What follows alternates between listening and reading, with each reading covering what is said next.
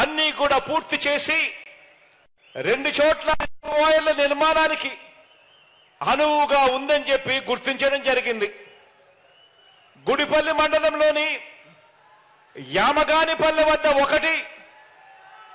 ఒక రిజర్వాయర్ను, శాంతిపురం మండలం మాదనపల్లె వద్ద మరొక రిజర్వాయర్ను, ఈ 2 రిజర్వాయర్లను 535 కోట్ల రూపాయలతో నిర్మించడానికి, అదనంగా దీనివల్ల మరో 5,000 ఎకరాలకు సాగునీటితో పాటు తాగునీరు అందించే కార్యక్రమానికి మనందరి ప్రభుత్వం శ్రీకారం చుట్టింది అని అడ్మినిస్ట్రేటివ్ శాంక్షన్ ఇవ్వడం కూడా జరిగిపోయింది అని చెప్పడానికి ఈ సందర్భంగా గర్వపడతా ఉన్నాను.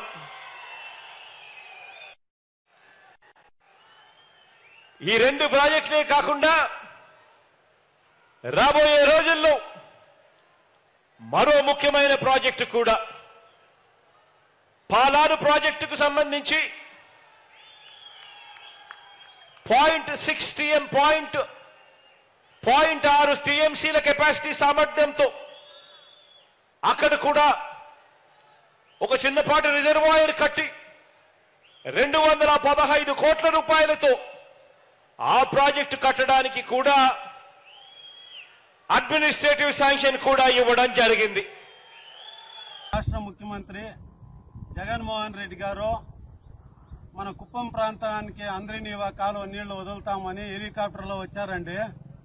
వచ్చి అక్కడ ఆడో స్టాక్ అయిన నీళ్లు వదిలేసాడు.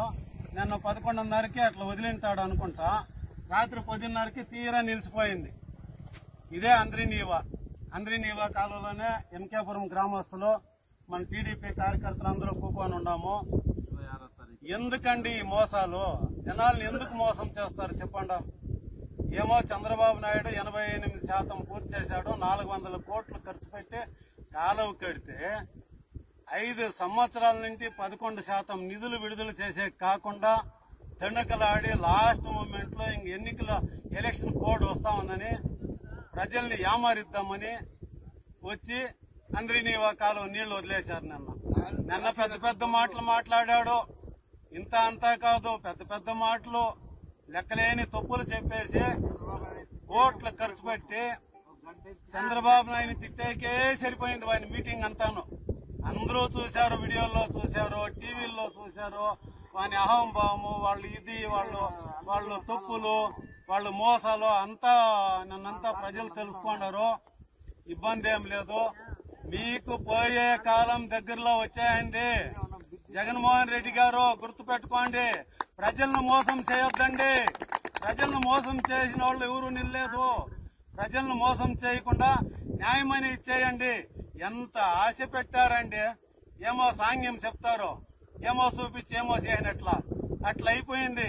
నిన్న నీళ్లు వస్తా ఉన్నాయని చెప్పి ఓని రాత్రంతాను కాలువల మీదంతా కొందరు జై జగన్ అనేది, కొందరు పొట్టేళ్లు నెరికేది, వాళ్ళ ఇది చూసేకొని కెలగేయకొని ఒకడు పత్తాలా అంతా వెళ్ళిపోయినారు. గుంపులంతా వెళ్ళిపోయినారు.